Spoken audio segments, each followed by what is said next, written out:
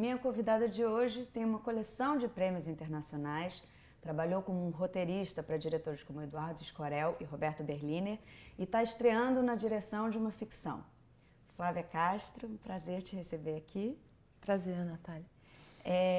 Eu queria saber um pouco desse projeto que você está fazendo para o BID, que é um projeto que tem a direção artística do Gael Garcia Bernal e consiste num longa com 12 curtas, com vários curtas. O seu é o Matemática. E me conta como é que foi esse convite, como é que surgiu esse convite, como é que é esse projeto? Foi o Walter Salles que indicou a mim e ao Eric Rocha. O Gael viu nossos filmes e nos escolheu. E a gente faz parte, então, de um grupo de cineastas latino-americanos, de vários países, e cada um tinha liberdade total para fazer um curta de 10 minutos, que fosse documentário ou ficção, para esse projeto do BID, que, na verdade, são várias coisas. Tem o projeto de um longa com 10 curtas, né, com os 10 curtas que estão sendo produzidos, mas tem também toda uma campanha contra para pensar sobre a evasão escolar, sobre as causas da evasão escolar na América Latina, e enfim, por quê, como e tal. Então, eles têm uma coisa na internet bem legal, que é interativa, assim, que os alunos vão lá, dão opinião, falam, tem concursos, tudo para estimular. Eu acho que mais o pensamento sobre isso para ver soluções do que... Não é uma campanha assim contra no sentido de abaixo a evasão escolar, é mais para tentar pensar, a favor da acho. alfabetização, Exatamente. né, da escolaridade. E pensar um pouco o que está acontecendo em cada país e por que a situação é tão grave hoje em dia nesses países todos da América Latina. Sim, e aí você tinha esse ponto de partida, você tinha que falar sobre escolaridade, juventude, e aí você meio que ficou flertando com o documentário, né? Essa história é bacana. Conta pra gente um pouco, assim, que você primeiro pensou em fazer um documentário, depois virou uma ficção, voltou pro documentário. Como é que foi esse encontro com esse personagem que você achou numa pesquisa, né? Junto com a Flávia. Com a Júlia. Com a Júlia, desculpa. Com a Júlia, que trabalhou aqui com a gente no Revista também, né? Conta pra gente. A Júlia foi super parceira nesse projeto, porque eu tinha muito pouco tempo. Eu tinha 3 meses para escrever, dirigir e montar e entregar. Era uma coisa assim... Então, eu pensei imediatamente em fazer um documentário, porque era uma coisa que me parecia mais viável nesse tempo que a gente tinha. E, para mim, também mais confortável, porque eu já tinha mais experiência, né? E a gente começou a pesquisar e encontramos um adolescente. Assim, a gente encontrou com muitos adolescentes. E um deles... Eu quis, assim, tem uma coisa anterior a isso, que é o tema que eu escolhi muito rapidamente foi o desinteresse pela escola, porque é uma das causas maiores de evasão escolar e que eu acho que se fala pouco, se tem tendência mais a falar das questões mais sociais, políticas que causam, né? Assim, na Colômbia tinha a questão da violência, do narcotráfico, ou porque as crianças vão trabalhar muito cedo para ajudar os pais, etc. Só que, atualmente, a evasão ela se dá majoritariamente por um desinteresse e claro que isso é causado por diversos fatores, mas era um tema que me interessava e que me tocava também, porque eu também parei a escola, porque não gostava da escola, então, enfim, me ligava de alguma forma ao tema, né? E a gente encontrou muito rapidamente, na verdade a Júlia encontrou o Arthur, que é um assíduo frequentador da Biblioteca de Manguinhos que tinha uma história incrível, assim, incrível porque justamente ele parou de estudar porque ele adora estudar. E depois voltou, agora está de novo inserido e, enfim, está muito bem. E a gente foi ver que ele não era um caso único, que tinha a gente encontrou alguns adolescentes que tinham parado não porque iam fazer outra coisa, mas porque simplesmente não se sentiam confortáveis ali. E uma dificuldade na relação também professor-aluno, né? Na maneira como a coisa é... que é uma questão da escola maior, né? Como um todo, assim, como é que se estruturam as relações e tal. Então, eu queria falar disso. E daí, só que estavam chegando as férias, quando a gente começou, e não tinha muita possibilidade de filmar dentro de escola, com os alunos. Daí eu pensei, não, vamos fazer uma ficção. Eu fui ficando seduzida, assim. Mas é lindo, porque a vida vai moldando também. Você cria uma aresta no seu trabalho, né? Que também ele vai sendo moldado pelas circunstâncias. Isso é muito legal, né? E aí porque tinham as férias escolares, você resolveu meio que ficcionar essa história e chamou um ator para fazer o personagem do Arthur, na verdade? Um ator, na verdade, um outro menino, que também não ator, muito parecido com o Arthur, mas isso eu fui descobrindo aos poucos. A gente fez procurou bastante e tal. E tinha outra questão que me interessava, que era a questão da Ingrid, que está no filme fazendo o papel dela mesma, que é uma menina que mora no Chapéu Mangueira e que tinha parado de estudar também no 3º ano, assim. Ela estava quase acabando e parou, ou no 2º ano, indo para o 3º. E queria voltar. E ela, enfim, depois que parou, teve um bebê. Então, essa questão das meninas que também é um pouco o desinteresse também que move, mas é um pouco diferente. Muitas têm filhos logo depois que param de estudar. Tem um mito de que param de estudar porque têm um filho, mas na verdade nas estatísticas depois é uma forma de afirmação também, né? Essa coisa de ter o bebê.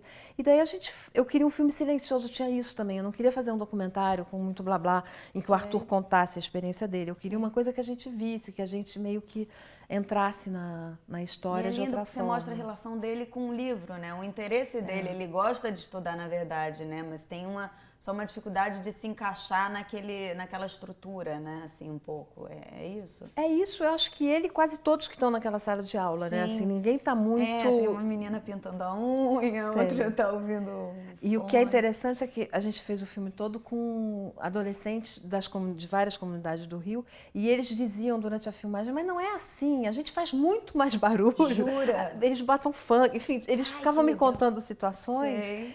E que algumas eu até filmei, mas na hora da montagem eu pensei, gente, ninguém vai acreditar, vai ficar totalmente caricato. E essa é a realidade, e né? essa é a realidade. Que é a realidade, né?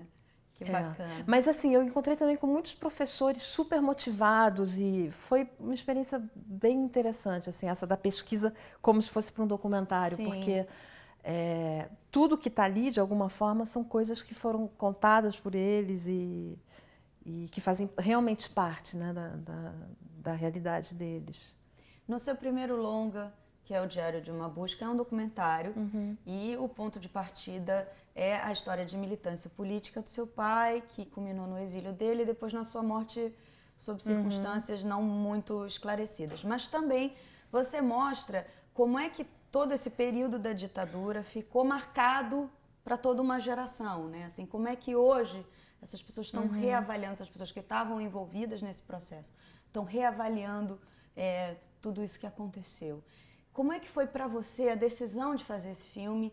Em que momento você se sentiu emocionalmente pronta para ir mexer nessas coisas? Começou, na verdade, eu morei muito tempo na França, voltei para o Brasil em 2000 e aí surgiu assim, a vontade de... Que, na verdade, no início eram conversas com meu irmão, com o Joca, que está bem presente no filme, que é antropólogo. E na época nem era ainda antropólogo. Mas era muito um filme como um pretexto para fazer uma investigação sobre a morte, né? E rapidamente, na verdade, à medida que eu fui escrevendo e pensando o filme, se tornou outra coisa. Eu fui me interessando muito mais pela trajetória que deu nessa morte, assim, né? Que, enfim, de alguma forma levou, não diria, mas enfim, a história de vida do que da morte. E, inclusive, isso, assim, depois, durante a filmagem, teve realmente uma investigação muito grande em relação à morte dele, mas na montagem eu só me interessava pela parte da vida. Foi muito louco isso. Não queria mais saber de delegado, de polícia, de perícia. Então, é engraçado, né? Assim, mais uma vez, o filme, enfim, a vida vai te levando para uma coisa... A vida vai levando o filme. E você acha que você conseguiu um distanciamento, assim, emocional de... É lógico, é muito misturado mesmo, né? Mas foi difícil mexer nesse material? Não, tinha. Não, foi muito difícil, mas eu acho que eu não procurei um distanciamento. Eu montei o filme em grande parte sozinha em casa e ao contrário, eu acho que eu mergulhei. Porque no final das contas não existe muito, né? Assim, hoje em dia nem se fala mais nisso, né? Assim, o seu olhar está ali de qualquer maneira, né? Você está sempre misturado. E as pessoas, como é que os seus familiares, as pessoas próximas a você, receberam esse convite? Eles embarcaram, assim, a princípio foi difícil ou foi complicado trazer para essa busca junto com você? Foi muito longo, então assim, teve vários momentos na feitura do filme, né? Teve entre o projeto, a primeira filmagem, que é um pouco o início do filme, que foi feito em 2000, agora nem me lembro, 2003. Você levou quanto tempo? 8, 9 anos no processo todo, Sei. né? Assim, teve essa primeira filmagem que a gente fez, assim, uma semana, em que eu tinha a ideia, na verdade, de fazer um filme em que a minha irmã fosse o fio condutor da história, porque a minha irmã... Porque tinha o interesse dela de resgatar essa história Exatamente. também, né? E ela conheceu pouco meu pai, na verdade, e não sabia nada da história, então me pareceu interessante.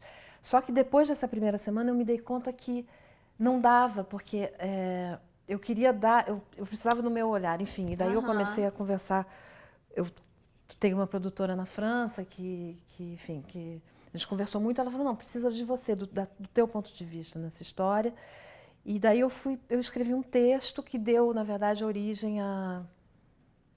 Eu escrevi um roteiro, na verdade, como se fosse uma ficção do diário. A partir de diários de infância, assim, que são os offs que tem no filme, e eu construí tudo a partir desse roteiro, menos... Enfim, sempre tem coisas que escapam e que vão criando outras. Toda a camada do Joca, do meu irmão, no filme, veio durante a filmagem, na montagem não estava nada escrita. Você está escrevendo também o seu primeiro longa de ficção, né? Que chama A Memória é um Músculo da Imaginação. É muito bonito esse título. Esse título também parece trazer um pouco do seu percurso artístico, né? Assim, da sua busca, né? Dessa brincadeira, desse flerte do documentário com a ficção. Aí eu queria saber um pouquinho desse filme, assim, em que estágio você está, se você pode contar um pouco pra gente da história. Esse filme é uma coprodução entre a Videofilmes e a Film de Poisson, que é essa minha produtora francesa, a Yael Fogel. É muito difícil para mim falar do roteiro, porque eu estou num momento justamente de muita mudança nele, de repensar um pouco como que vai ser, mas ele tem realmente, assim, ele parte ainda de alguma coisa que está lá no documentário, que é a adolescência daquela menina, que era eu e que nessa ficção já não sou eu, e um pouco, então é um pouco uma história de adolescência, em que a leitura também tem toda uma relação com os livros que está no curta. Também está muito presente e, enfim, acho que é um pouco... É bonito, porque você vai traçando, né, uma linha que vai costurando tudo, né? É totalmente inconsciente, né? Tem um momento no Matemática que ele tá me matando aula na biblioteca, né? Ele vai atrás do livro dele, mas enfim, num lugar de livros. E eu lembro que no início do Diário de uma Busca tem sua avó falando. Ele gostava de matar a aula, ele ia matar a aula na biblioteca. Meu pai não te conta disso, mas é verdade, agora que você falou. E você acha que tem uma diferença muito grande dos projetos? Você tem uma carreira super extensa como roteirista, mas dos projetos nos quais você é convidada e os seus projetos mesmo mais autorais e tal, os projetos que você vai dirigir, como é que você vê isso, assim? Como é que você encara um trabalho e outro? É muito diferente, na verdade, quando você é convidada, você entra no universo do outro e tenta, né, assim, contribuir para aquele universo. Eu adoro isso, assim, eu gosto muito de trabalhar com diretores e tal, mas, enfim, é quase que dois... Não dá nem para comparar, né? Comparar.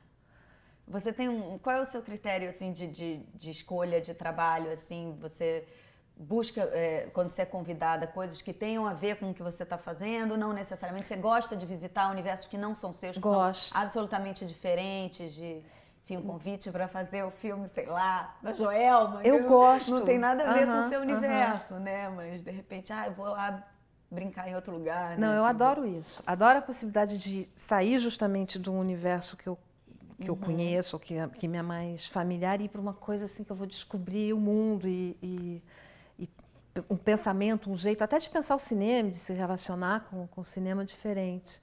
Eu gosto disso. Acho legal. E você está fazendo também o novo filme do Vicente Amorim, que chama As Vitrines.